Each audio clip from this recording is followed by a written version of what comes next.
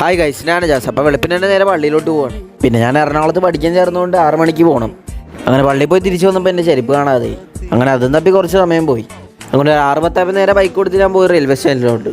അങ്ങനെ അവിടെ ചെന്ന് നിന്നപ്പോഴാണ് ആ കാര്യം മനസ്സിലായത്. ഞാൻ വൈകില്ല, ട്രെയിനാണ് വൈകിയത്. അങ്ങനെ ട്രെയിനും വന്നു, എനിക്ക് സീറ്റും കിട്ടി. അങ്ങനെ സ്റ്റേഷനിൽ ഇറങ്ങി ഇനി എനിക്ക് അടുത്ത തോപ്പുംപടി ബസ് കണ്ടുപിടിക്കണം.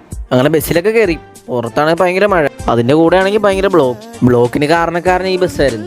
എൻ്റെ സമയത്തിൻ്റെ ആണെന്ന് അറിയത്തില്ല, ഫസ്റ്റ് ദിവസം തന്നെ വണ്ടി നിന്നുപോയി. അങ്ങനെ പിന്നെ എന്നെ നടത്താൻ തുടങ്ങി. അവിടെ നിന്നാണെങ്കിൽ ഒരുപാട് നടക്കണമായിരുന്നു. പോകുന്ന വഴിയാണെങ്കിൽ ദൈവദൂതനെ പോലെ ഒരു ചേട്ടൻ വന്നു. കുറച്ച് മുമ്പോട്ട് പോയപ്പോൾ ദൈവദൂതൻ എന്നെ ഇറക്കി വേറെ വഴിക്ക് പോയി. അങ്ങനെ കുറച്ചും കൂടെ മുമ്പോട്ട് കിടന്നപ്പോൾ A to Z എന്ന ബോർഡ് കണ്ട്. അപ്പോഴാണ് കുറച്ച് സമാധാനമായത്.